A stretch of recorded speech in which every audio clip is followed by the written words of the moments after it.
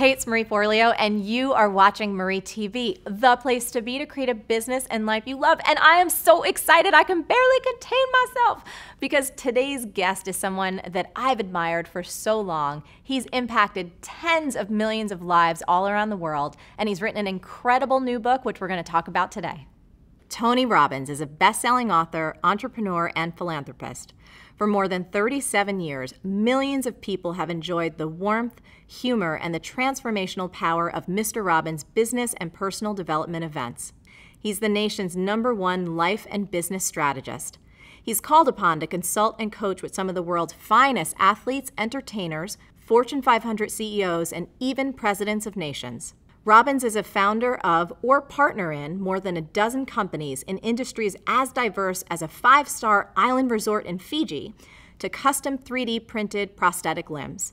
Through the Anthony Robbins Foundation and his matching funds, Tony feeds 4 million people per year in 56 countries. He's also initiated programs in more than 1,500 schools, 700 prisons, and 50,000 service organizations and shelters. He lives in Palm Beach, Florida. Tony, it is so amazing to have you here. Thank you so much for making the time. Thanks for having me. So I think I told you this way back when you interviewed me for the New Money Masters. You know, I just want to thank you from the bottom of my heart. When I was in my early 20s, I went to Unleash the Power Within. Yes. And you made such an impact on me, and it's influenced everything I've done personally and everything in my business. And I just want you to hear like who you are, what you do, how you serve.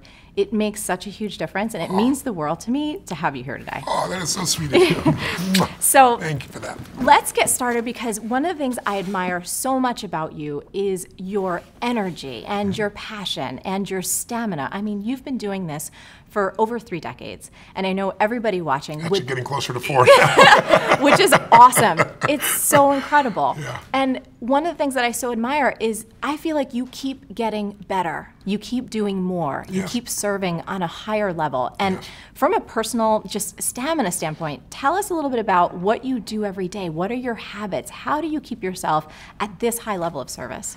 Well, I think there's the physical side of it, which I do the equivalent of an ultra marathon every weekend. I do 52 hours.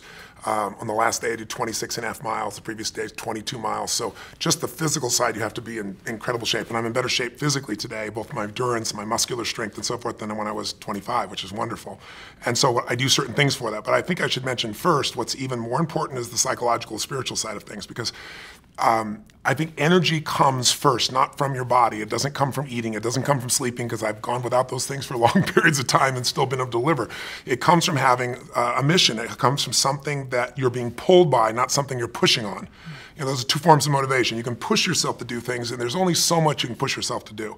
But if you're pulled, if there's something that you want to serve that's greater than yourself, there's something that excites you, if there's something that you're about, something you're made for, then there's a level of energy that most people would never dream of. And we all have that, but most of us don't connect to it and unleash it.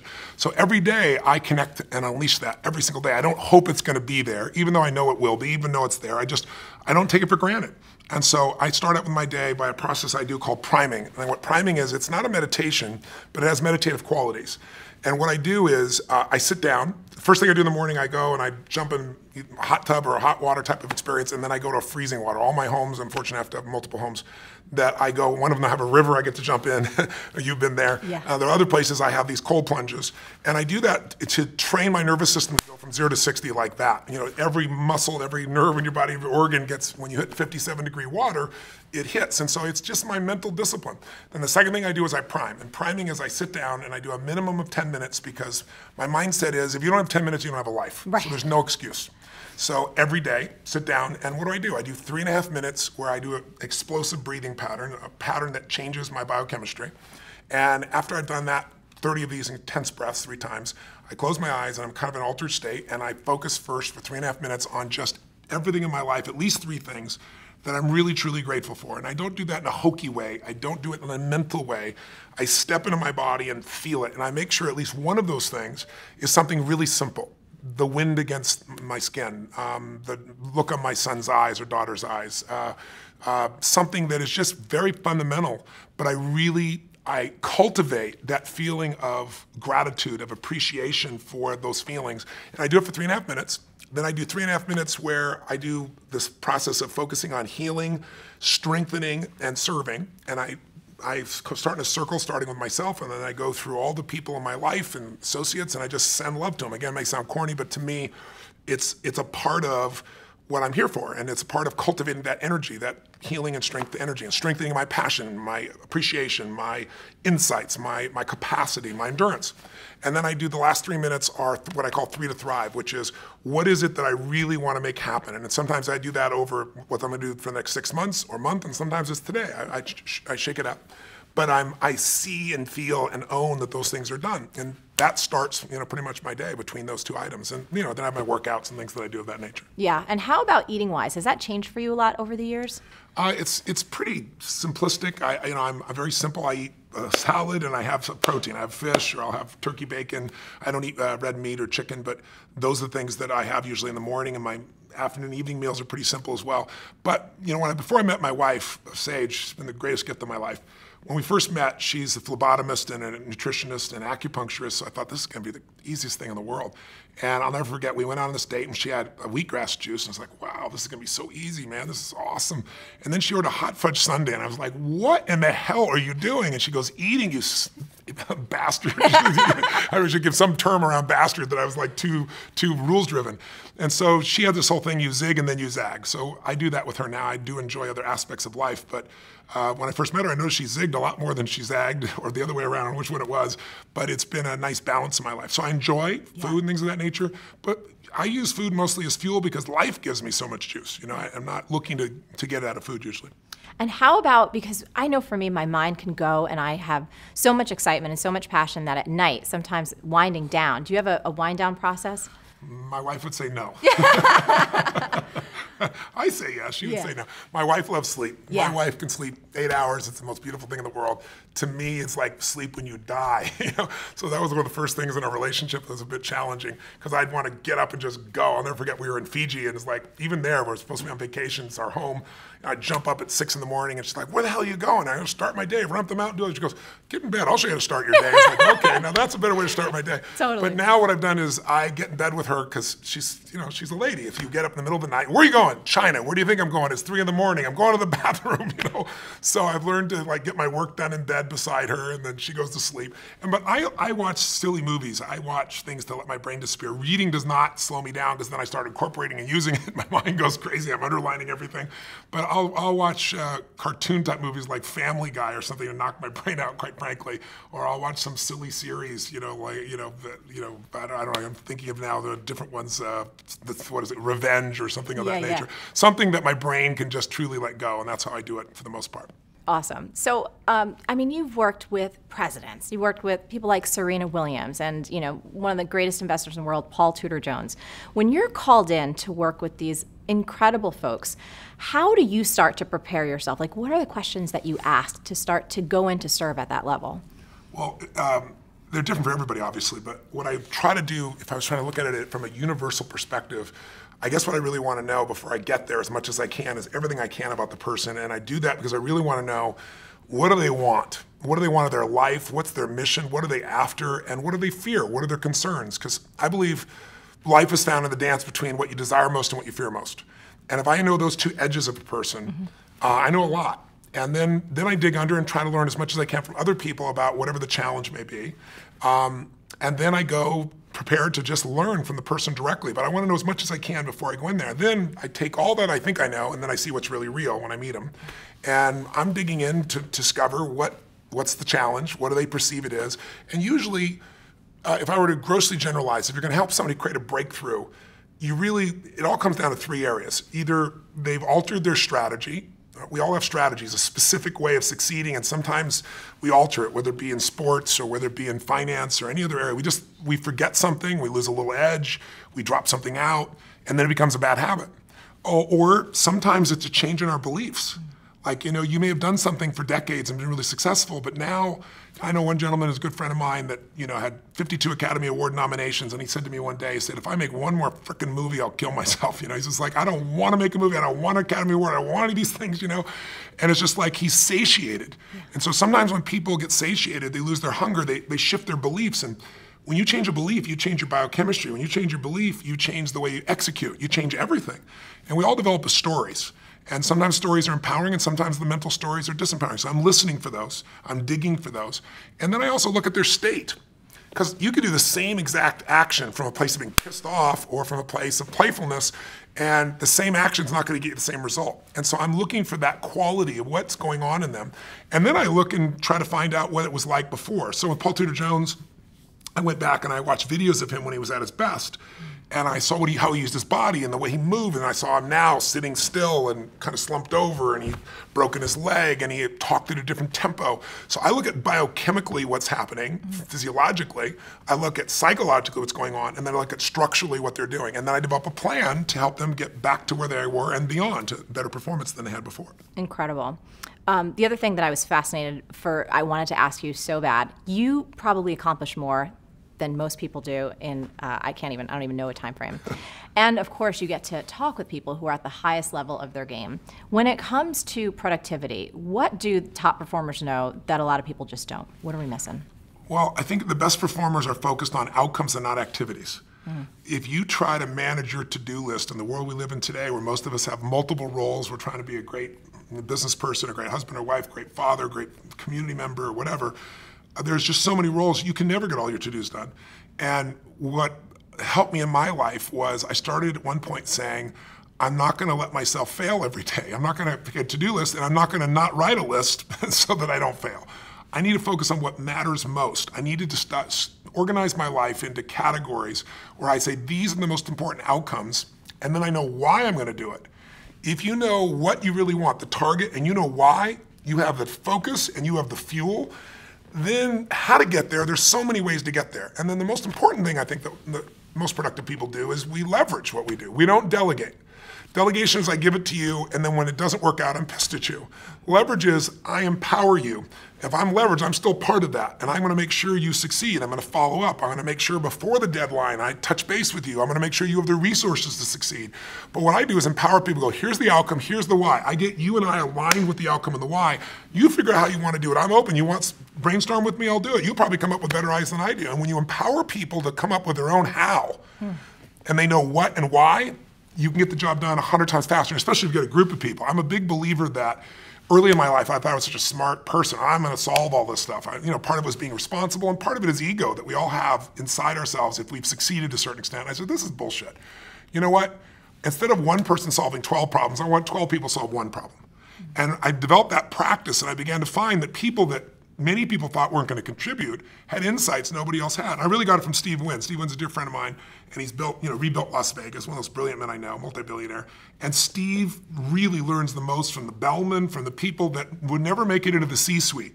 He learns what customers are feeling, what they're experiencing, how to have an impact, what needs to be changed, because these people are on the front lines. So I'm a big believer that you need leverage. And if you're just starting out in business, I know a lot of people that will probably watching your shows are watching you because you're a successful businesswoman who's built your own entrepreneurship. You've done so many great things.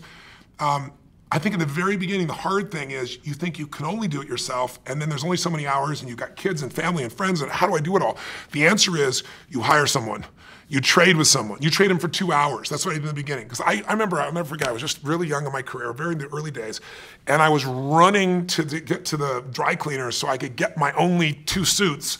Because if I didn't get them, then the place closes, then I can't get on the plane, and running to the airport, sweating like crazy. I'm a sweater anyway. Right? It's like sweating like this, trying to get in the door, and it's like, what is wrong with this picture? I could be doing something that's so productive, and I'm standing in line at the dry cleaning place, and this is just nuts. And so I was really young, I was like 17, 18, 19, I don't know what it was. And I said, I'm gonna hire somebody. 2 hours a day, that's what I had to start with. And then it was 4 hours. And so my view is I don't do anything that someone else can do better, and I don't do anything that isn't the highest and best use of my time. Now, when I say that, that's gross generalization. There are things I still will do. But for the most part, by finding people and getting clear on outcomes and the why, what I call RPM, you gotta know the result, You got to know the purpose, and then you got to have a massive action plan. And the plan can change. But that RPM, the stronger the RPMs, the faster that car is going to move. And I try to do that not just through myself, but through other people. Beautiful. So last thing I want to talk about before we dive into the monster book, which I can't wait to get to, is this idea of slumps. I know a lot of times you're called in when someone's, either hit a plateau or they're having a tough time. So 2 questions. A lot of folks that write in, they'll ask me questions or they'll just comment on the blog and they find themselves in a tough spot. Maybe they've experienced a certain level of success and like you said with your friend, Peter, it's just like, I don't want this anymore. I don't know what I want next. Any common patterns or things that you can share about slumps and how we can support ourselves to get out of them? Well, most people hit plateaus, and the most important thing when you hit a plateau is not to be pissed off and stressed out about it because stress won't make it better. It's also not to take it lightly and go, oh my God, this doesn't matter. It's that delicate balance where you say, okay, how do I get from where I am to where I really want to be? And if you don't put the emotional charge on it, it's easier, but that's easier to say and harder to do. The pattern I see in slumps, whether it be an athlete or a financial trader or an actor or any of that nature, is number one thing that causes a slump usually is you get too comfortable. When you start doing something and you're really successful, a lot of people lose their hunger. And if you ask me what is the single most important element of any human being that separates their level of success from the rest of the world, it's hunger. It isn't intelligence, as valuable as that is. There are people that are incredibly intelligent, can't fight their way up a paper bag. You show me somebody who's not only hungry but doesn't lose their hunger, they will dominate everything. And you see that in the greatest sports stars, the greatest entertainers, the ones that they're insatiable. And because of that, you like being around them because there's this energy about them, this passion about them, and very few people maintain that. And you lose your hunger, you go into a slump. You get overconfident. Another pattern that happens that gives people a slump is when something changes in their world that they're not prepared for. Like, oh, I've been doing this forever, and oh my God, now my relationship's messed up, or I've been working hard on being a lawyer, and now my wife's upset, or husband's upset with me. What do I got to do here? And what it does is it throws people off their rhythm. And so I try to figure out what's happening in their environment and show them how they can win in both categories simultaneously. A third one is when people do something where they get mad at themselves, kind of like a Tiger Woods, and then he's got all the skill in the world, nothing changed in his skill, but for that year and a half or whatever it was, he was beating himself up, and in that state, it's kind of a self-sabotage. And so depending on what form I find, I enter in and make the changes, and there are almost always changes, again, in the psychology of that person, the emotion of that person, because we have these great minds. Everybody's got a great mind, or at least available great mind. But we're emotional creatures, and we forget that because we live in a society that tries to value thought much more than emotion, because emotion is scary for us. Emotion can come really fast, and so some people try to avoid it at all costs, other people are overwhelmed by it. My view is that emotional intelligence is a wonderful thing, but I much prefer emotional fitness. Intelligence is a capability. Fitness is a state of readiness. And what I do is I train myself to always be ready, and that makes you execute.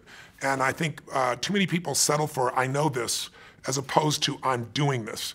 And I try to train myself and others to be in that state of readiness all the time, because that's where life is really fulfilled at the highest level, I think. I do too, agree 100%. So let's move on to this monster book, which it is a monster in the best way. It's the most beautiful thing. So do we have a copy that we can kind of bring in? I just want to hold this thing up because it is so awesome. So Tony, I got the galley from your team, which it's like, all right, y'all, you're seeing it right here. We're going to talk about this now. I truly believe in my heart of hearts that every human being needs to get this book. They need to read it for their family, for their friends, and most importantly, the last couple chapters about service. I was in tears. I loved every bit of it. My copy is highlighted cover to cover. I've already taken action on a lot that's in the book. Yes. This is your first book in 20 years. Yes. Why this topic? Why now? And what makes it different than all the other money books that are out there? Well, one reason I haven't written a book is I hate writing. Just being honest. I'm on a plane about every 4 or 5 days. I go to 15 countries. I see 250,000 people a year. I love the live event. I love the spontaneity. You get to do something new constantly. You get to see what's really going on with a human being. And writing is an isolated, by yourself process that God bless the people that do that stuff. But I got pushed over the edge because there's only a few subjects in life that really affect the quality of your life, right? There's your body. There's clearly your relationships, your emotions, and money is one of those places. And I've shared with people a lot about this, and I grew up with in a very tough environment financially. We had no money. There were times, our car was repossessed. There were times we had no food. So, and it didn't last, but it was one of those places where you had that uncertainty all the time. And So when 2008 happened, that's what pushed me over the edge. Because when I started seeing so many people losing their homes, losing half of what they saved for their whole life, and then I kept thinking, well, the government's going to do something because this is a raw, horrific situation that's been brought about by a small number of people. By 2010, when nothing had been done, I was mad, and I was reading every article, I was watching every documentary, and the final one that just pushed me over the edge was called Inside Job. I don't know if you saw it, but I have it ordered on Netflix. Okay, yes, yeah. It's Academy Award, won the Academy Award. Matt Damon did the voiceover, but what's amazing is they systematically showed who specifically virtually destroyed the world economy, and then showed that the punishment they got is not only all of us bailing them out, but they were put in charge of turning the economy back around and giving more money to do this again. So at the end of this film, you understand what happened, but you have one or two emotional responses depending upon your personality. Either you want to kill somebody, you're so angry, or you're depressed because there wasn't one solution to the whole thing. It's a beautiful documentary, but not one solution. I'm a solution guy, so I was like, something's got to be done. I know I'm not the only solution, but I have a unique gift. I have access. Because most people don't know, they think of me as the motivational, positive thinking guy. That's never what I've been. I've been a strategist my whole life, and Paul Tudor Jones, one of the top 10 traders in the history of the world, has been my client for 21 years. Literally every single day, he emails me, I measure him a variety of things, I see him face to face. I've been with him side by side when the tech crash in 2000, in 9/11, when he went through the subprime crisis, 2008, the fall in gold, and he's made money every single year for 21 years. And even beyond me, his firm has made money for 28 years. So it isn't just me, it's Paul. And I've learned from him so much over those decades. And I just thought, if I didn't just interview him, what if I interviewed 50 of the most brilliant financial minds that in the history of the world that are alive today? Let me interview them. Let me find out, can the average person really still win? And if so, how? Let me get, not some talking head on television telling you the same BS about go put your money in some 12% per annum mutual fund that's never existed for 10, 15 years, but the truth. And so I began this 4-year journey, and I mean, I was blown away. My average interview was scheduled for 45 minutes. They went 3 hours, some of them 3.5 hours, 4 hours. And people became incredibly generous in what they shared. And they shared things that they've never shared before. And I put them into a 7-step process so that whether you're a millennial that just got out of college and got a bunch of college debt saying, how will I ever get around this? I'll show you how to get financially free.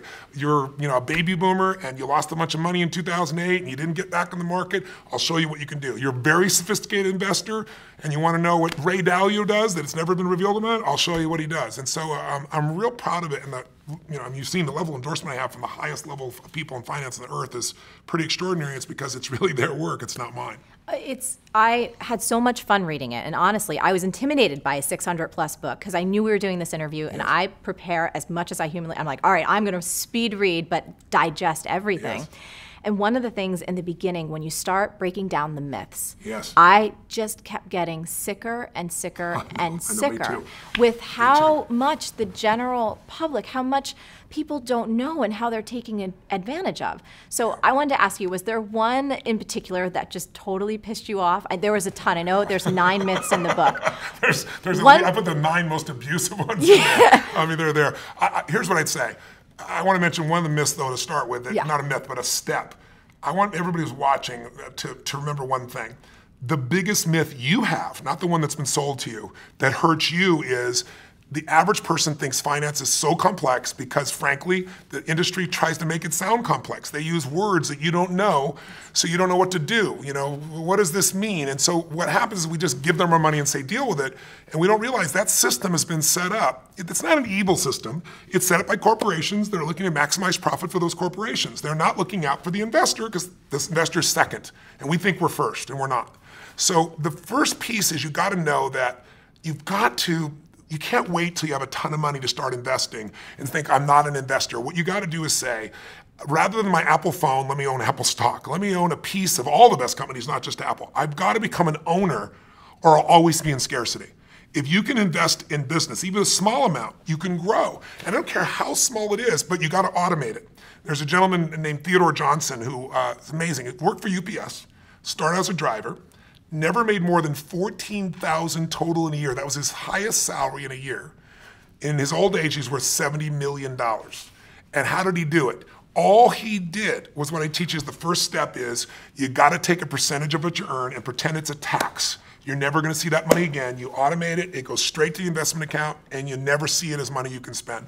He did that with 20%. He said, I can't save 5.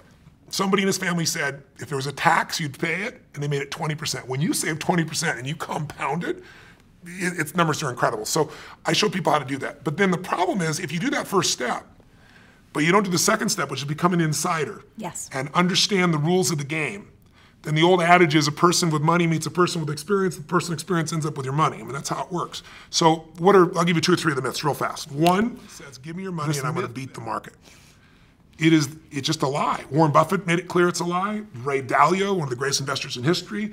David Swenson, who has taken Yale's money, $1 billion, and converted it to $24 billion in 2 decades, the greatest institutional investor in the world. They've all said it. Warren Buffett flat out said today, he said, listen, in my will, 90% of my money, all that money does not go with any mutual fund, it goes straight into the index. What the index is you get a piece of all the largest companies in the world, but it costs almost nothing to get in. Because over any 10-year period of time, 96% of mutual funds will not even match the market. Now you're paying for a mutual fund. What this means is you hire someone because you say, I have a family, I have a business, I have a life, I'm not an investor, I'm gonna hire someone who's a professional. It makes sense, they would do better than me. Unfortunately, that's wrong. Because what happens is 4% of them will beat the market, but it's not the same 4%. Mm-hmm. So your chances of finding the right one, have you ever played blackjack? Yes. So if you play blackjack, everybody knows you play for 21. If you go above 21, you're gone. If you get 2 face cards and they're sitting in front of you and you got a 20 out of 21, and you got the chance to stay or say hit me, if you hit you, there's only one card that'll get you to the other. It's an ace. If your inner idiot says hit me, you have an 8% chance of winning. You have a 4% chance of finding the right mutual fund. It's not going to happen. So what happens for people is they think they've been sold, we're going to do better, and they might for a year or two. But what matters, you live off the long term. You don't live off the year or two, and they just don't do it. Warren Buffett has a bet right now with Protege Partners, which is a group that does hedge funds, and he said, you can pick 5 hedge funds. You can mold the best of them together. I'm gonna own the market, which costs me next to nothing. You're gonna get the hedge funds, which cost a lot. 10-year bet, who's gonna win? Put up $1 million. Right now, they're 6 years into it. Warren Buffett's at 42%, they're at 12%, right? Oh. Just crazy. So the second thing is after getting terrible performance, people say, well, fees don't really matter, or they'll tell you it's only 1%. And I ask people all the time, how much are you paying? And they go, I don't know, or they'll say 1%. 1% is called the expense ratio. That's like the edge of the sticker price. If you read that 50-page prospectus in your mutual fund, even one of them has 50 pages, which you won't, you'd have a hard time with a PhD figuring it out. In fact, there's a man named Hilton Smith, I quote in the book, who spent 2 weeks, he's got a doctorate as an economist, took him 2 weeks to go through them all and figure out there are 17 different fees. And Forbes says the average fee is 3.12. Now, if you're watching right now, I'm sure I've lost your brain with all these numbers, so let me make it real for you. 1% versus 3%, big difference. Huge. Right? Here's the difference. Just like you grow by compounding like Theodore Johnson did, your fees also compound.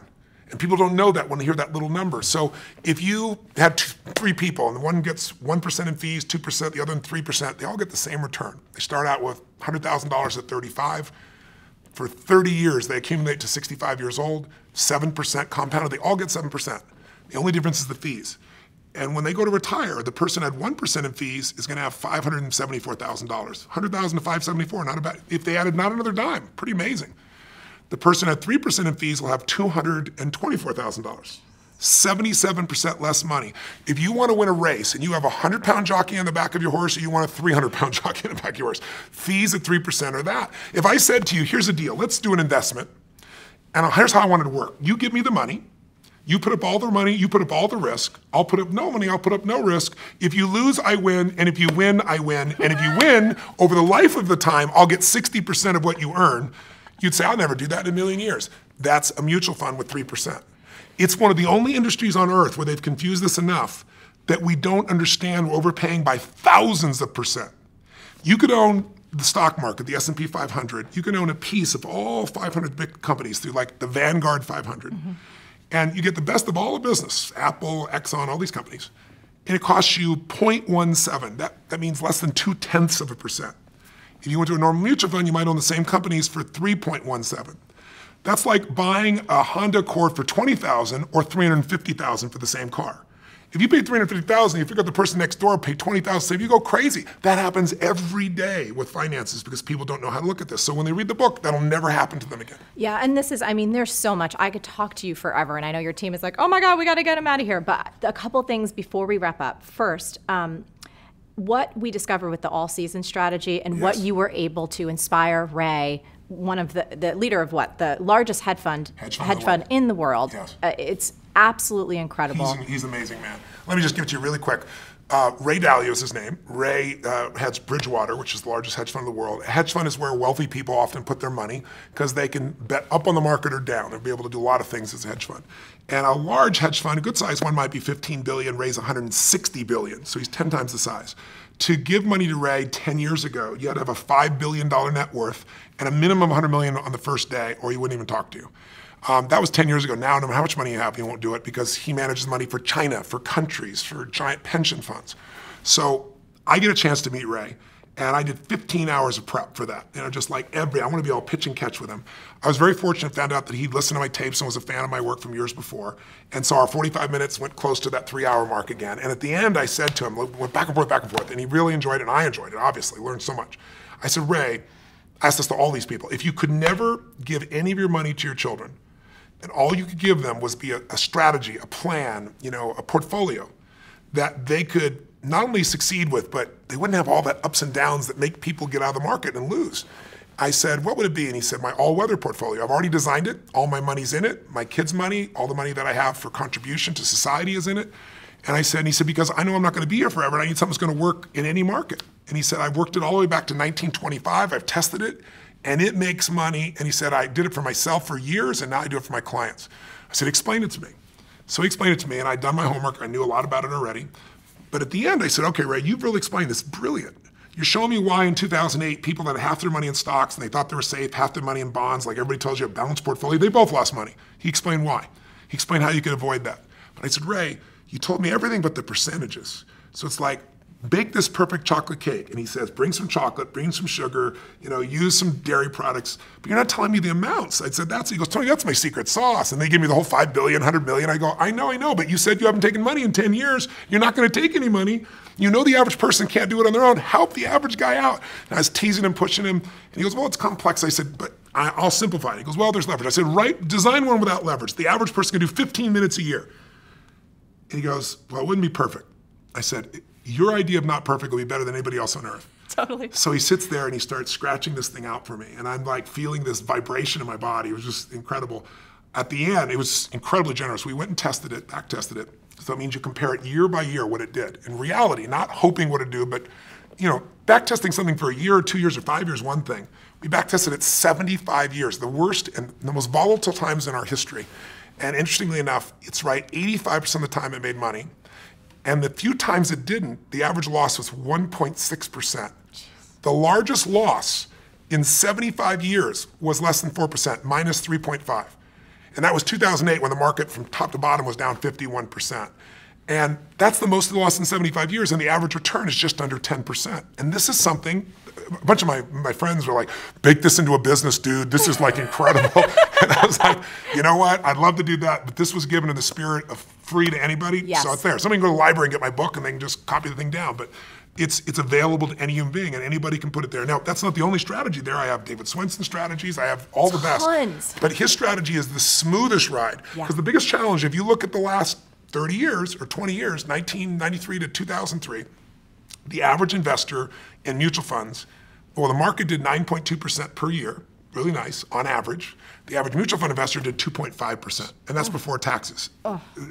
You're going to double your money every 36 years doing something like that. It's just, it's not going to happen. You get killed. Okay. As we wrap, so you're not earning a dime off of this book. No. So tell us all about your passion for making a difference and what happens each and every time someone purchases a copy of this incredible thing, which everyone needs to get. I'm really proud. I didn't start out to do that, quite frankly, but I was writing the book, and as I mentioned, when I was a kid, we had a Thanksgiving, no money and no food, and somebody came to the door, knocked on the door, and delivered this food, and it was life-changing for me because it wasn't the food, it was that my father had always said, nobody cares about anybody else. You know, he built that belief system into us, and I saw that strangers really care.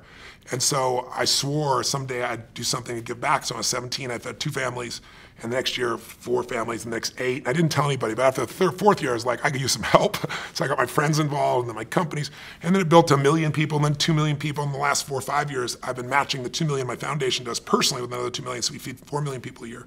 But while I was writing this, Congress last year passed a new budget that nobody seemed to pay attention to, where they cut food stamps, they don't call it food stamps anymore, but it's food stamps, by $8.7 billion. It basically limited 2 million people from having food. And so I work with all these nonprofit organizations that are already struggling, and it just made me crazy. And I thought, okay, what if I'm working my ass up in this book, but you know what? I could donate all the profits of this book, not a percentage. And then I thought, what if I donate all in advance? Whether I make money in the book doesn't matter. I'm going to do it in advance. How many people could I feed? And it was 10 million. And I was like, wow, that excited me. And it just grew a life of its own. As time went by, I started thinking, how could I really get people's attention about it? And so I finally decided that I'm going to feed 50 million. I'm writing the check actually next week. Personally, I'm going to feed 50 million people up front. And in addition to that, I'm working with Feeding America. They're the best hunger relief organization in the United States. And they're going to partner with me to get matching funds so we can feed 100 million people. And it's just exciting. I've fed 42 million people in my life. I'm going to feed more people this year. And so for anybody who gets a book, you know, if I sell 1 million books, 50 meals for every person that's there. If I sell 100 books, it'll be 500,000 meals for there. But it doesn't matter. I've done it up front. And I'm not doing it because I'm a good guy. I'm just paying it forward. People forget what a little bit of caring can do for, you know, to inspire or to move somebody. And I don't even know to this day who fed my family that day. But if they're out there, if they're still alive, I hope they see and hear the story and know what's going on. My guess is they pass, because I've shared the story many times and no one's volunteered to share what it is. But that person made a giant difference. It wasn't just feeding, it was caring. And that's what I think changes people's lives. I think that's the thing that I so admire about you. I've been to so many of your events. I will continue to be a supporter, a fan, a friend. Thank you. I think you're one of the most incredible human beings in the world, and your heart and your soul shows through in everything that you do. Thank you. Thank you so much for being here. And for everybody, you have got to get your hands on this book. We're going to have links below. We're going to be tweeting and sharing about it. It will change your life, the life of your family. And like I said at the end, there's a beautiful piece about why it's so important for all of us to make a difference. Tony, thank you so much. I love you. I think you're great. So beautiful to see you again. Thank you. Thank you. Now, Tony and I would love to hear from you. What's the single biggest insight that you're taking away from today's episode? And more importantly, what's the biggest action you're going to take as a result of all this goodness? Now, as always, the best conversations happen after the episode over at marieforleo.com, so go there and leave a comment now. Did you like this video? If so, subscribe to our channel, and I would be so appreciative, especially for this one, if you shared it with all your friends. And if you want even more awesome resources to create a business and life that you love, plus some personal insights from me that I only get to talk about in email, come on over to marieforleo.com and make sure you sign up for email updates. Stay on your game and keep going for your dreams, because the world really needs that special gift that only you have. Thank you so much for watching, and I'll catch you next time on Marie TV. Can I get a what? Can I get a whoop whoop? You're getting Thank you, thumbs sweetheart. up. I appreciate that. I'm starting to feel better about myself already.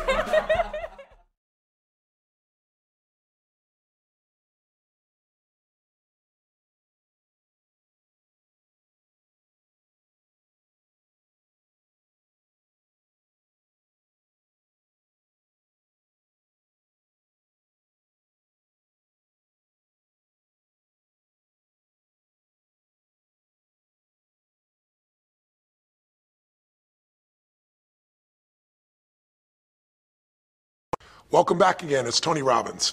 I'm very excited about this session because one of the biggest challenges for people is everybody wants a better quality of life. Everybody wants life to be greater, but almost all of us get stuck at times where something stops us, something prevents us from doing something that we really are capable of doing.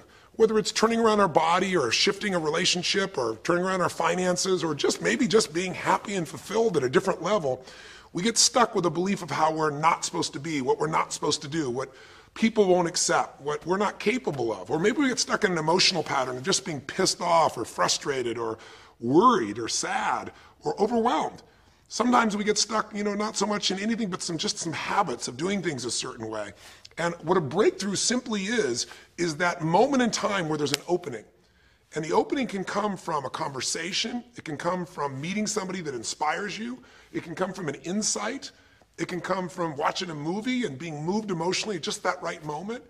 It usually comes because something kind of clicked inside of us. Something snapped us and made us look at life through a different filter, in a different way. And it's a real breakthrough because you take that little insight, that little distinction, that little moment, or maybe that little or big emotion inside of you that says, no more, I'm going to change this, and suddenly you do something to make your life better. You break out of the impossibility of life has to be this way, or life is controlling me, and you start to take back control of your life. You start to make the shift that creates the quality of life that you really deserve. Everybody experiences extreme stress at some point in their life. I don't care who we are. Something happens outside our control and it hits our life and it knocks us on our tail. It might be a health stress. It could be something with your family. It could be economic, career. It could be something emotional that happens, biochemical. There's so many things. It could be an environmental situation that had nothing to do with you. Every one of us in our lifetime are experiencing extreme stress, and these days, because of the economy and the way we respond to it, the majority of people are experiencing some form of extreme stress, at least according to polls. Stress doesn't come from the facts. Stress comes from the meaning that we give to the facts. Yes, those things have happened, but the real question is, if we fight what's happened, we got a problem. We got to decide, what are we going to do with what's happened in our life? How are we going to take this? How are we going to mold this? How are we going to turn our life around? Because when you come up with a new meaning, you get a new life. So what are we going to do in this session? Well, in this session, we're going to take a look at something from a different perspective. We're going to ask you this question.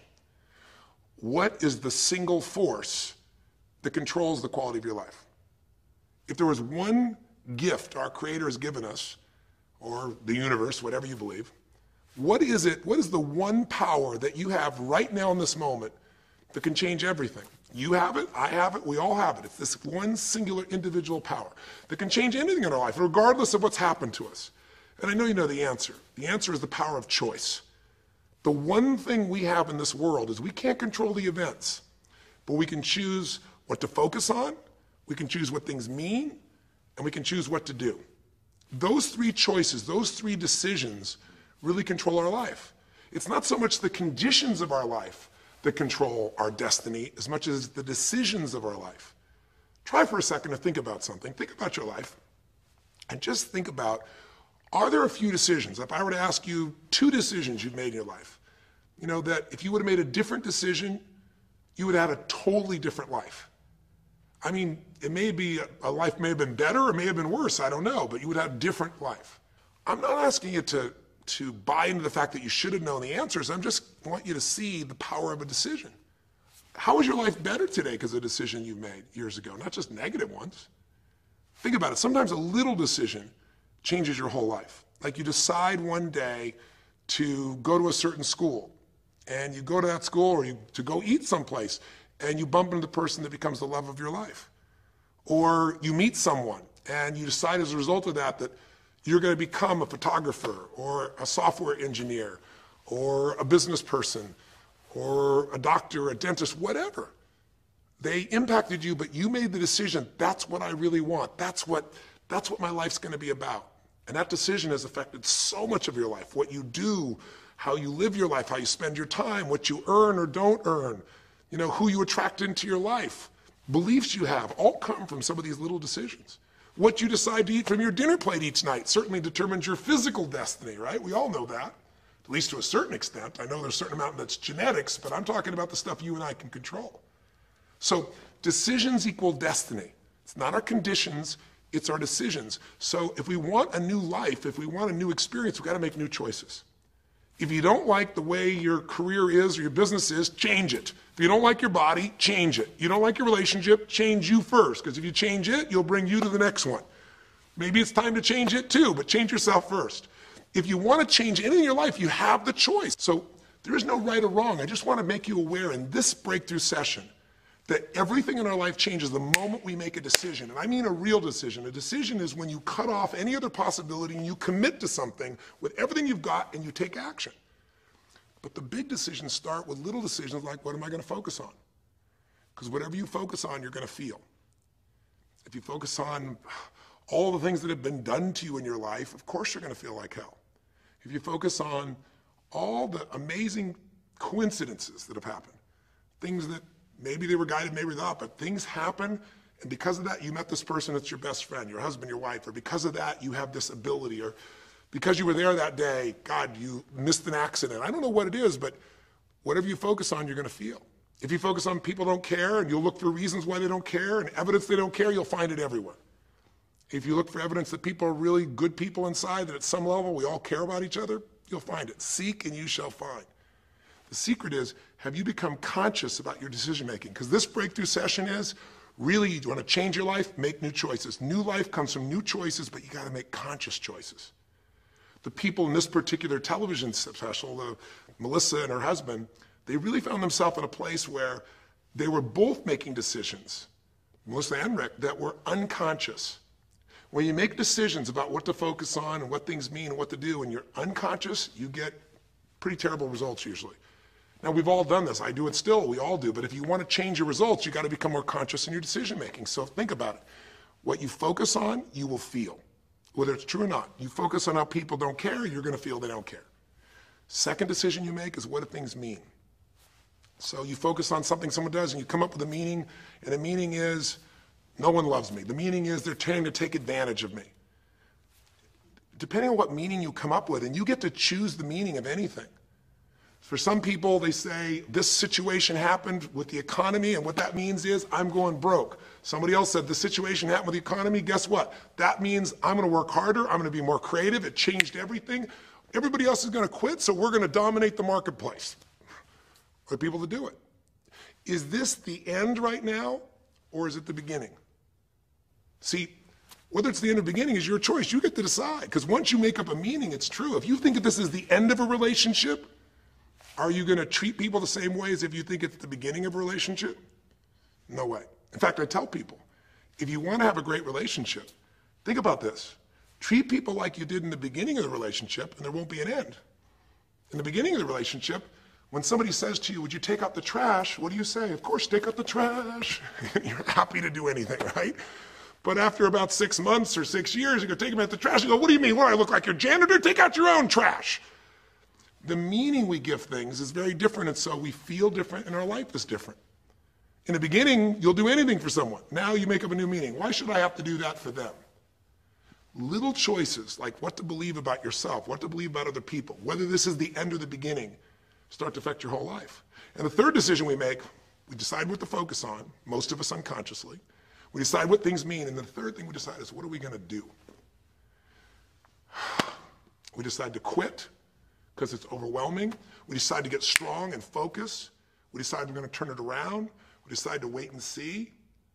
Ultimately, your destiny is determined by what you do. So, for example, what do you do if somebody comes to you one day and says, you have a tumor? Again, I've had that experience. I use that as a reference point because I've had a lot of intense experiences in my life, but that was one of the more intense ones for sure. Had many, but that was very intense. You know, first, what do you focus on? Do you focus on it's over? Do you focus on why me? Do you give it a meaning that says, I'm going to die? What do? Do you just go through traditional therapeutic approach? Do you put yourself in the hands of someone else? Do you evaluate this? Do you get a second or third opinion? Your destiny is determined by your decisions. Now, if you're a guy like Lance Armstrong, you focus immediately on, I got to find a solution. The meaning you come up with is, this is the ultimate battle. And what you decide to do is you're going to exhaust every possibility. Now, that doesn't guarantee you're going to succeed, but it's interesting. When you have that kind of a mindset, it shifts you. And Lance Armstrong, I mean, he was told things like, look, you got tumors here in your brain, you got them in your lungs, right? You got, obviously, in testicles, and you ride a bike for a living. That's pretty tough. But he made it through all of those pieces. Now, am I saying because he made the right choices? I can't tell you that. There's certainly some grace in everything. I think in life, there's three things. There's our ability to choose what we're focused on, to commit, to get a result, to put all our intention and focus into something. There's our ability to do the right things, to have the right strategy, to execute. And then there's some grace. There's what some people call luck, some people call grace. There's, if you do the right things over and over again and with total focus, sometimes, you know, you get good fortune that comes your way. And you tend to have more good fortune when you're totally focused and decisive and you take lots of action than if you kind of just sit around and accept things like you don't have a future. But the point of the matter is this guy turned it around. What was he like after he got through this problem? After he had his breakthrough, after he faced cancer, racing against some other guy seemed like nothing by comparison. You're not much of a competitor. I faced death. And he goes on to win Tour de France after Tour de France after Tour de France, breaking every record anyone could ever imagine. What do you do decades ago, half a century ago almost now, and someone says to you, go to the back of the bus, and you're African American? One woman just decided, you know what, you can't take my dignity from me. I can only give that up, and I don't choose to give it up, and I will not go back to the bus. The answer is no. And Rosa Parks changed an entire society. Because that day she chose to focus on something else. She gave it a different meaning. This is not a command. You do not have control over me. And she decided to fight. And she changed the direction of a country and of many other countries. She started something. We forget that you don't have to be famous to have the ability to change at least your own personal history, to change the direction we go in our life. We have the power to choose, even if you haven't before. You can finally say, no more. I won't put up with that, within myself or from anybody else. And here's what I'm going to do differently. That's where the breakthroughs really start to happen.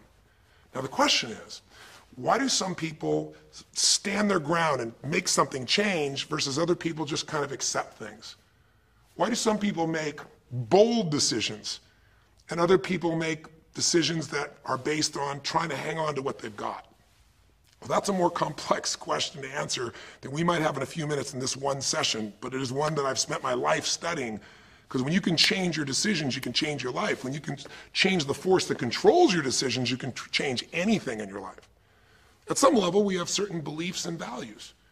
But if I was going to make it simple, I'd say there's two things that determine your choices. The first thing is the state of mind and emotion you're in at that moment. Think about it. Have you ever snapped at somebody and had nothing to do with them? It was just the state you're in, right? You were frustrated, you were pissed off about something, and in that state of mind, whatever they said got interpreted through that state, and you made up a meaning like they were an irritant or they were interrupting you, and they weren't. You probably felt bad afterwards. When we get in the wrong state, we make the wrong decisions. When you get in a strong, empowering state, you'll make a better decision. Learning how to direct your state is a big part of what my work is with people, and it's a big part of what I do in my seminars. But the other thing that affects your decisions would be what I would call your story or your blueprint. We all have kind of a story about how our life is supposed to be. It comes from a set of life experiences, interpretations. Some people think life is all about getting theirs. Some people think life is about growing and contributing. Some people think life is about making judgments. Some people think life is about saving other people's lives. Some people think life is about being successful. Some people think God is the basis of everything, and the way to know God is to go through life in a very specific way with a set of rules, and they follow it. And that's what they believe. Whatever your story is, whatever your blueprint is just another way of saying whatever you believe is how your life is supposed to be, at some level, we either follow that blueprint or we fight it. If we follow it or we fight it, we're going to find that we're going to bump into things in life where life isn't always the same as we expect it to be or think it should be. And that's where we start to experience stress. So in this session of Breakthrough, when you watched this story and you saw Melissa, you saw the conflict between what she desired most and what she feared most. I really believe what you desire most and fear most. That's where you find where we live our life. The dance between what you want most and what you fear most. That's where all that energy is in life. So what does she want? She wants to be famous. She wants to be able to sing and have everyone hear her voice and be able to touch everyone. She wants to contribute. She wants to share her gift. And she definitely wants to be famous and successful. She needs to be closer to her children. And one of the big challenges in life is oftentimes what we want and what we need are two different things. She has 5 boys. They're all extremely young, as I'm sure you saw. And she has a husband. And while they're all supportive of her going on this journey, somewhere along the line, she lost that connection to what was most important. Now, is she a bad person to make bad decisions? No, good people make bad decisions when they get in lousy states, when our ego gets involved, or when we start believing our story. And here was the story she had. Being a mom's important, but the bigger gift God gave me is my singing voice. And once we get seduced into a particular story, and we start to believe it, it takes a hold of our life and it controls all of our choices. And then pretty soon, bad choice on top of bad choice on top of bad choice starts to affect our life. Can you relate? How many times you've made some choices that you wish like hell you would have made a different decision back then, or that no one ever knows the stupid decisions you made? I know I can relate to that. So what I want to talk to you about today for this brief little session is how to break through a crisis. Crises happen, whatever type of crises you go through in your life, and I know you've had many, when we make some choices unconsciously and we get consequences. And we make them unconsciously because we're trying to get what we want. We don't really know what we value most. We don't know what we need. And we find ourselves waking up one day and going, why is my life this way? It's kind of like life is always calling to us to constantly grow and improve. You know, if you're going to look at what's going to make life work, it's really simple. What makes people happy is progress.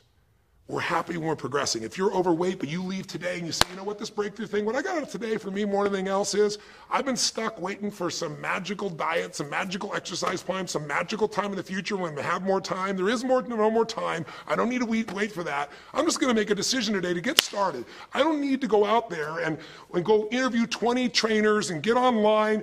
I don't need somebody to give me a perfect plan. I need just to pick up my shoes and start walking. I need to just get somebody behind me who just goes, run! I don't need to wait for perfection. I'm going to do something right now. I choose to get fit. I choose to walk. I choose to run. I choose to go join a club. I'm doing it now. A breakthrough happens the moment you make a new choice. And you don't have to wait. You can just get yourself in a new state. Maybe this tape will get you doing. Or you just have to have a new thought that says, you know what? I made choices in the past. I'm overweight because I chose to eat this and this. I'm not going to eat it anymore. I'm changing now. You can change your whole life real fast with just a few choices. But if you don't make the right choices, eventually you're going to face a crisis. Crisis is when you made so many poor choices that sooner or later life shows up, and instead of asking gently for you to change and improve, to grow, to make progress, to be happy, life, when it's a crisis, now demands change. It isn't asking anymore. We borrowed money as a society and we overspent and we talked about changing and we knew we had to change, and now a crisis happens and guess what? Nobody has a choice. The game has changed. And what crisis does is it melts us down. It melts us down so that we can recast our life. We can remold ourselves. And usually on the other side, our life is greater because as we go through that crisis, we have to grow. Everybody wants change. Nobody wants to do it. Everybody, I should say, wants progress, but nobody wants to change.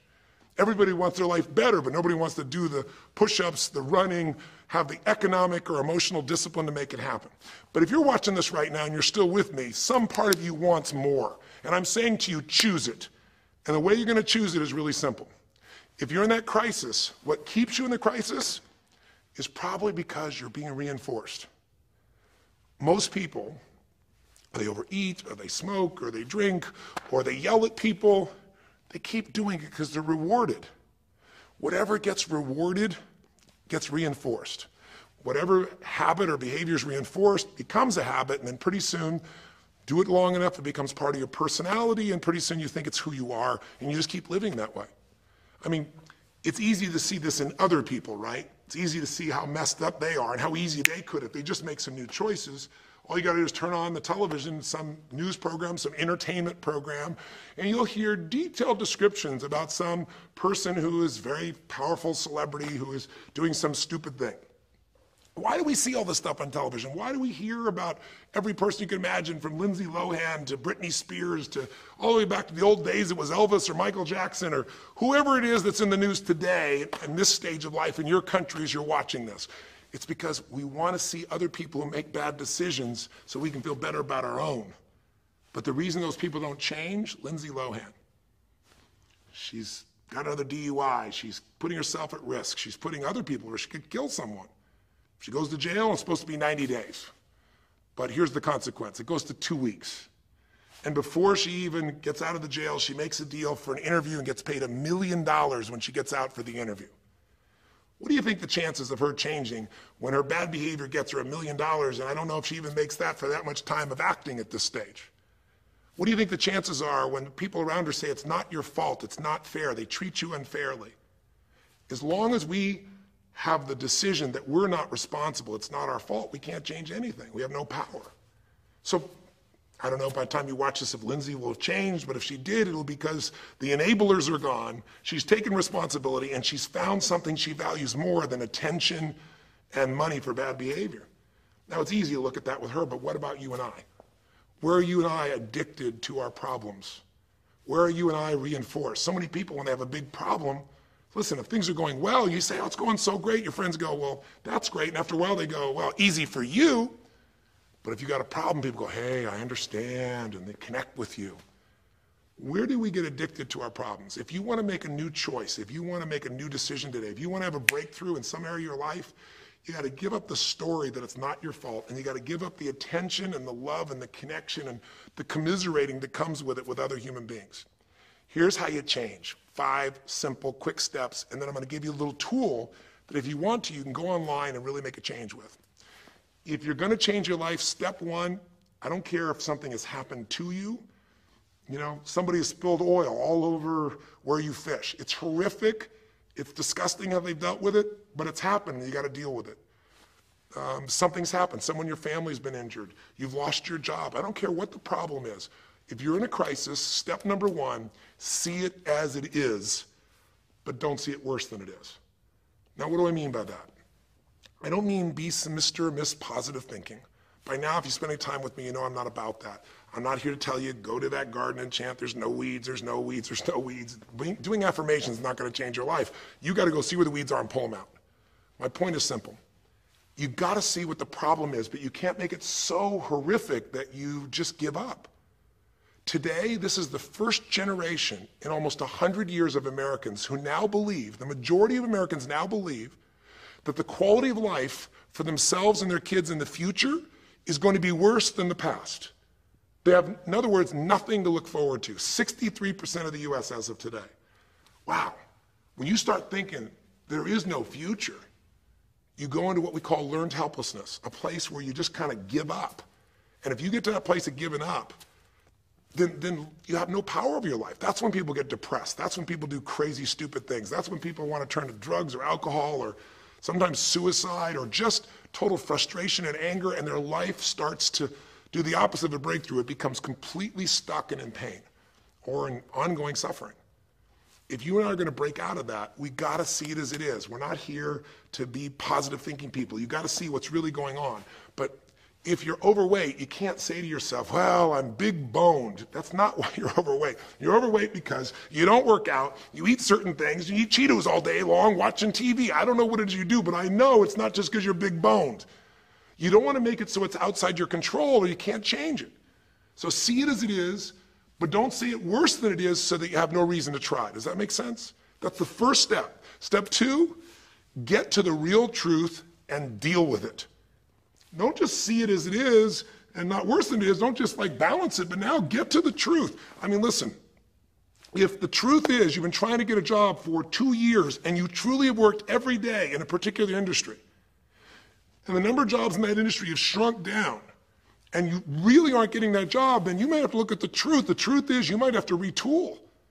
You might have to say, gosh, you know, the industry I'm in is gone. I mean, gross, simplistic example, but for years, vinyl records were around for 85 years. And it was a gigantic industry. And things came and went. During the vinyl record time, what happened? Well, there was, remember those 8-track tapes? Are you ancient enough to remember those things? Maybe you know somebody remembers those things. These big boxes, you push them in and out. Yeah, 8-tracks came and went, vinyl records were still here. And then cassette tapes came, right? And cassette tapes were smaller and more compact and more convenient and more seemingly indestructible. And they came over here and vinyl records were still selling like crazy. If you had a job in vinyl records, you kept it. But then a little thing came along called the CD. And when that happened, almost overnight, you saw an entire industry that's been around almost a century was gone. If you were the guy that worked in the vinyl record factory and knew everything about it, it was the second generation, didn't matter. It was over. And now we laugh about a CD, right? Because everything in this digital world you can have instantly. Who wants to put on a CD? Pretty rare, still available. In vinyl records, maybe there's a small market of people that are collectors, but it's gone. My point is, if you're in the vinyl record business, you got to tell yourself the truth. You got to see it as it is, not worse than it is, but you also got to get the truth and deal with it. You got to deal with the cards you're dealt. You're going to have to retool. You're going to have to change something. You might have to move. If you live in the Gulf, and I don't support anything that's happened there, who could? It's unconscionable what's happened with BP. But if you live in the Gulf and you're a third-generation fisherman, and you fish for oysters, and they're dead, you better get to the truth. Are they going to be dead for 2 years or 10 or 20 to the best of your ability? And you might say, well, I can't do anything else. I can't. I'm a third generation. This is all I know. Yes, you can. Get to the truth and deal with it. Deal with the card you're dealt with. You got to deal with it, sure, I'm sure legally. But in the meantime, you got to take care of your family. I'm not saying this off the cuff easy because I've been in those situations where it's impossible, it's unjust, it's wrong, but I still got to deal with it just like you. Am I making sense? It's like, you might say, I've lived here my life. You might have to move. You might have to fish someplace else. You might have to, I know you still got to deal with all the consequences, but you got to take back control of your life. There are unjust things that happen, but you got to take control. Easy for me to say, I'm not sitting in your shoes. I get that. But who hasn't experienced some form of injustice someplace? Who's not dealt with something unfair? Who's not dealt with something that wasn't meant to be unfair, but it affected your entire life, your career, your finances, whatever? You got to tell yourself the truth, and you got to get to those dealing with the reality right now. The longer you wait, the longer the crisis will be. If you're having an economic crisis, got to deal with it. Got to downsize, right size, do whatever it takes. And I say, okay, Tony, well, so far you're telling me don't allow myself to make it so bad I don't try, see it as is, but don't make it worse than it is. And you're telling me get to the truth and deal with it. Well, that's nice, but how do I do that? Maybe the third step, more than just getting the role model, maybe to be more specific, is get a vision first. Get a vision and get strong. That's what I think your third step should be. You first tell yourself the truth. Yes, see it as it is, not worse than it is. Tell yourself the truth and deal with it. But the way to deal with it is say, what am I going to go for? There's got to be a compelling future. I've got to come up with a vision for my life or a vision for my relationship. I've had terrible relationships, nothing's worked. Tell yourself the truth. I've made poor choices, or I've told myself stories and gave myself excuses, or I've not had the courage, whatever it is. Get to the truth, and then get yourself a vision for what you do want. Because you have to have something you're going to move towards. Does that make sense? Without a vision, people perish. It says in a very good book called The Good Book. And I know there are many good books, but that's a good one to take a look at. We need something to go for. We can deal with any problem today as long as there's something that we can look for in the future that we can strive for. It'll give us the emotional and psychological fuel, the juice, to keep moving forward.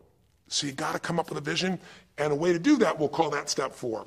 Get a role model. You might get the vision from a role model. You might get the vision just from coming up with a new idea.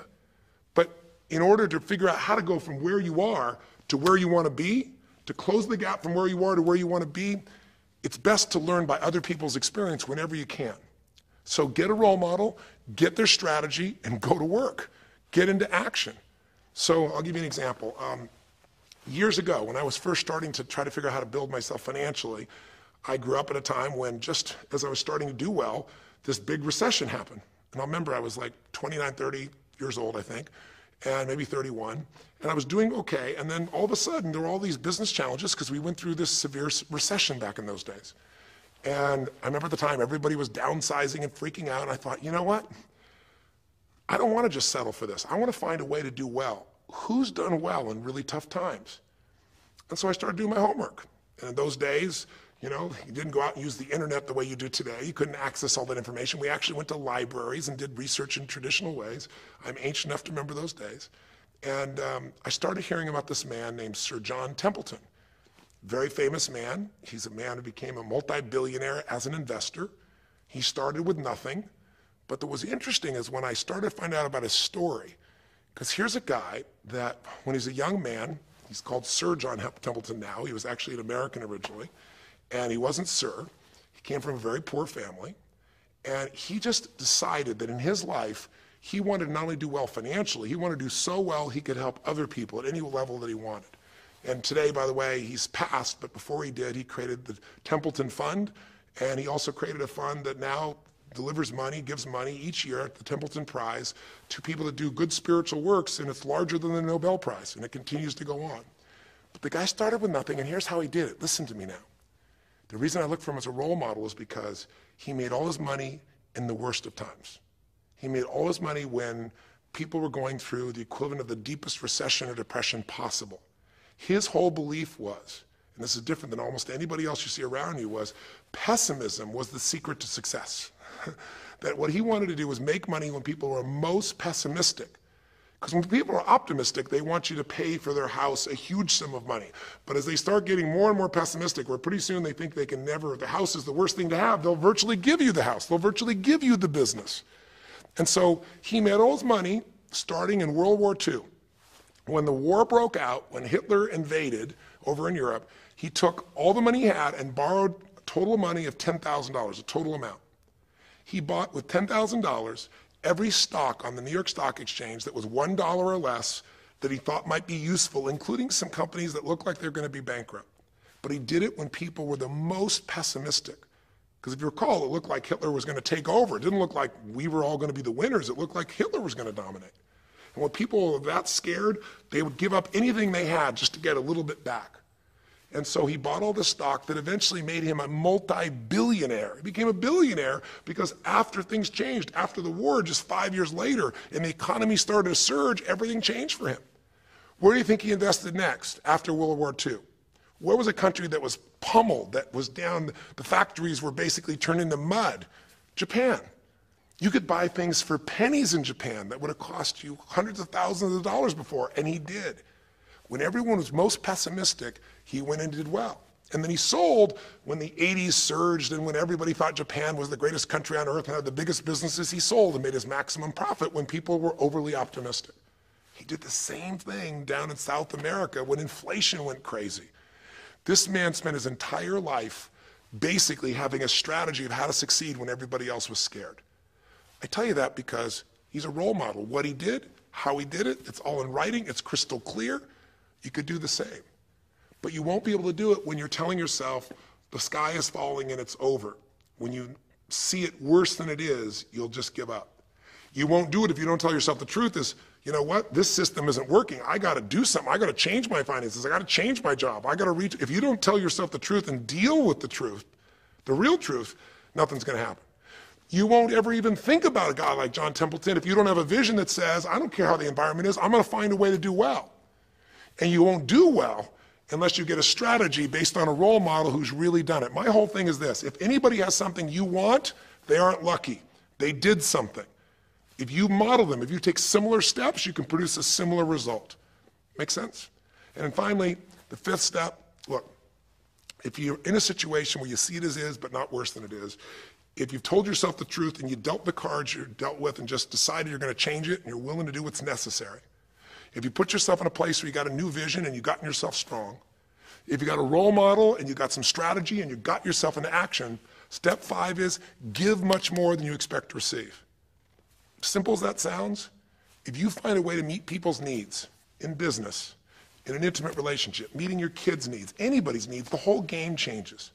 What happened here when all of a sudden, you know, Melissa finds herself coming home and all of a sudden she finds out that while she's gone, her kids now don't want to talk to her boys, her husband has had an affair. Well, none of that could change if she would have just said, you know what, my whole life is over, I'm done. And oh, by the way, I've just lost my career too because while I'm busy trying to deal with my family, I didn't finish the record, so I lose my record deal. And oh, by the way, we don't have any financial stability, now we're losing our house. If that family would have just said it's over, if Melissa or Rick either just said it's over, it would have been over. But they told themselves the truth. We got severe problems here. But they didn't make it worse than it was. They didn't say we can't turn it around. And then they got to the truth of the infidelity, the truth of her addiction to going after fame instead of being a mom, the truth that neither one of them had been really competent at parents and had not given the energy to the kids that they deserved. The truth will set you free, but first it'll piss you off. You know, it doesn't feel good, but not feeling good is sometimes where you get your drive to change things. They started looking around and said, we don't have the skill to even manage our house, much less our finances. We got to do something different. We got to focus on our kids. We got to focus on turning things around. We got to turn our relationship around. But that wouldn't have worked unless they got a vision of starting to see, you know, it could happen. And that's what I helped them with. I helped them get to the truth. I helped them to stop over-exaggerating. I got them to a place where they got to see that this relationship could be back alive and passionate and that these kids deserve both their parents and that she really could be a great mom and that maybe in the end she could even still have her singing career and enjoy it too. that she didn't have to give it all up. And I'm really proud of her. She did it because she found a role model. She got a vision, but she got a full role model. And the man that she works with today is a man that's sold, I think now 5 million or 10 million records. And most people outside the country business don't know his name. He's her mentor now. He's made music with, Willie Nelson, with just about anybody you can imagine in the business. And he's done it for all these years, but he's never left the central part of Texas because that's where his family is. And Melissa's had offers to go to Sony Red. She walked away because they said, you're gonna have to do these things without your family. She found out what was most important, and she made the decisions that met her needs to be a great mom. When you fight life and go, I should be a singer and not a mom, when you got 5 kids, you got a problem. When you fight life and say, the economy should be different, you're gonna be stressed. Deal with what is, without exaggeration, with total honesty, dealing with the cards, coming up with a vision, finding yourself a role model that shows your strategy, work your tail off, give, keep changing your approach, and you can get where you want to go. Make sense? Now, that might sound like a lot. So to get you started, here's what I'd like you to do for this session. Start out, if you want, by taking a big crisis or problem you have and going through these steps, saying, okay, what's really true? And let me exaggerate. Let me stop the exaggeration. Let me not make it worse than it is. Just let's define what's true. Let's stop the story. Just here's what it is. We got this much financial challenge. We got this physical challenge, whatever it is. And then you go to step 2. All right, let's find out the truth. Let's get the details. Let's get the details and figure out what we're going to do. And then here's where we're going to go. This is where we're going to eventually get to. It might take us longer to get where we want to go, but we're going to get here. Who's done it that we can model, that we can follow the steps in? Who can coach us? And let's just work our tail off and change every day. But to give you a quick jump, sometimes when you're in the middle of crisis or crises, multiple crises, lots of things going on simultaneously, it feels a bit overwhelming. So, and you might not know a role model. You might say, Tony, I don't know who. Well, not hard on the internet these days to find role models, or come to an event. I can promise you we can show you plenty of role models. This is what I do for a living. But what you can do right away is you can model yourself. Think about it. Almost everyone alive has been through more than one tough time, crisis or multi-crises, where you're having a problem financially and you're having a problem with your family and you're having a health problem all simultaneously. Those are the intense ones, right? But if you're standing still today, most of us have found a way to get through it. And if you don't, you know someone who went through a tough time, a grandmother, an aunt, an uncle, somebody.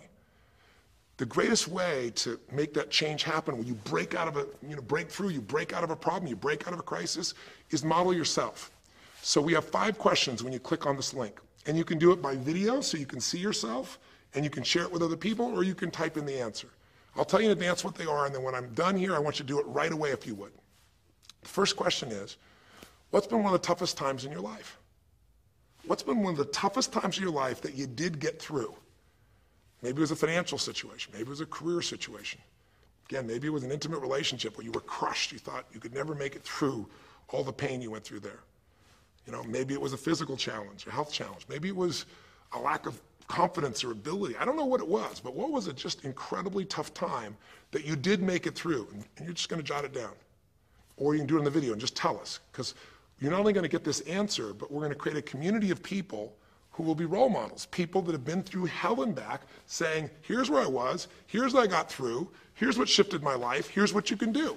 And we're creating this community as our gift to you, so that this isn't just a discussion that's one way. I want to do is start a conversation with you where we can help each other. So that first question is, what's a crisis? What's a challenge? What's a tough situation you eventually made through, but it really was difficult for you? Second question, you go back and you think about that situation. What pulled you through? What pulled you through that situation? What did you learn? What distinction? Or did you get a strategy? Or was it a belief? Or did you meet someone who helped you? Or was it just somehow you clicked into your faith and you kicked yourself into gear? What pulled you through those tough times? Was it a person? Was it a place? Was it an idea? Was it a distinction? Was it a belief? What was it? Share it with us. Type it down or tell us from your heart what it really was. Third question is just real quick. It's just for contrast. And the third question is, what was your life like before the crisis? Like right before all hell broke loose? Usually you'll say, oh, my life was so great. But when you go back and look at it, was it so great? Was it wonderful? Just out of curiosity, right before all hell broke loose, third question is, what was your life like right before it? And then the fourth question, what'd you do? What did you do to go from where you were to where you are today? What did you do to get over that situation? What did you do to get through that situation? What did you do to turn it around? What action did you take? Who did you go learn from? What skill did you go get? What did you physically do? Kind of give us the description of what you did, because we all want to know, because you can provide us a pathway. You may have been through a crisis that someone else is going through right now, and they could learn from you. They could learn the shortcut. And finally, the fifth question, maybe the most important one besides what pulled you through, and the fifth one is, how is your life actually better today because you went through this crisis? Whatever the crisis was. How are you stronger? Or are you more compassionate because you felt that suffering? You don't want anybody else to feel it. Or are you more hopeful because you know you made it through that so you can make it through other things? Or are you in a situation where you've got a skill today that you didn't have and wouldn't have had if it wasn't for that situation that made you have to grow? Or are you just happier today because you have a contrast of what life could be like, and so now you appreciate the simple moments? How are you better mentally, emotionally, physically, financially, or spiritually today because you went through the crisis? Even though you wouldn't want to go through it again, you don't want anybody else to go through it, how did it actually serve you in the end? I think if you answer these 5 questions, you don't need to remember them. I said them to kind of trigger you thinking. All you do is type in the answer, or you take the instructions and click on the video and go, okay, toughest time in my life? There have been so many, but I'd say when I went through this divorce, or I'd say when I was told I had this tumor, or I'd say when they told me this company was going to go bankrupt, or whatever it was. Second question, what pulled me through? God, I don't know, I guess a combination of things. One was this belief that somehow everything in life happens for a reason and a purpose. And even though I hate this, something must be calling me to grow. Or I'll tell you what it was. It was a friend that sat me down and said, man, you're going through hell. But when you're in the middle of hell, when you're pushing through hell, just keep pushing. Just keep going through it, man. I've been there. And he gave me this plan, or he gave me this strategy, or he told me, you know, this problem won't last forever. Trust me, I know it feels like it's the end of the world, but 10 years from now, you and I will be sitting here, and you'll be here with your children, and you'll be here with your wife, and we'll be talking about those tough days, and we'll actually smile and laugh about them and be so proud we made it through it together. Or you might say, what got me through it was prayer, or my faith in God, or what got me through it was just massive action. You know, what pulled you through? Just tell us. We all want to hear, we all need to know. And there's lots of ways to get through hell, isn't there? There's lots of ways to get through a crisis. There's so many ways. That's what I want people to get. So when you're done with this on the website, you will give in something. Because a community is not just a place you go get stuff, right? It's a place you give. And the more, you know, authentic you can be and honest from your heart, the more other people will see and be touched. You know, what was it like before? Oh my God, I was on top of the mountain. You know, what did you do? Here's what I did. You know, I told myself the truth. I went and got this new education. I went and started talking to people each day. Whatever you did. How's your life better today?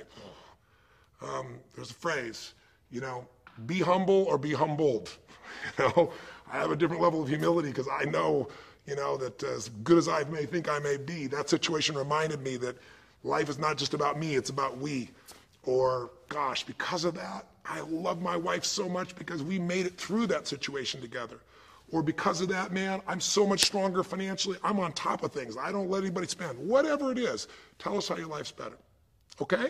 I don't know how long the session was. Again, there's no script here, baby. I just want to work with you heart to heart to say one thing. If you want to break through, you have to make new decisions. New choices create a new life. The only thing stopping you is some limiting belief, some belief about how life should be different or you should be different. Deal with life the way it is. Tell yourself the absolute truth. Don't make it worse than it is. Tell yourself the truth. Deal with it. Get a vision. Get strong. Get a strategy. Get a role model with a strategy and get into action, and then put your focus on taking action every day. Giving, giving, giving. Change your approach. You will get there. Go to the Power of Crisis right now. Click in. Give us your message and the answers to 5, and look at other people. You'll find people who have been through things you can't imagine. A woman talking about how one day she was home and a man came in, and to try and save her children from being hurt, she had to let him rape her right in front of her kids. And when her husband found out, he came home, he was so upset he left her. And then she developed cancer. I mean, you'll see some stories here that'll blow your mind. And today she's the most happy, incredible woman, and she's helping other people who have cancer to get through it. She's healthy and strong. Her kids are strong. We need those kinds of role models. So whether your story is little or big, there is no little or big. We all need a pathway of power, and this will be a gift to yourself because it will activate your resources, and it'll be a gift to other people as well. So that's our session. The power of decision, the power of choice, how to face a crisis and turn around. It may not sound like rocket science. It's not. It's just called the truth, and the truth will set you free, as they say. So live strong and live with passion.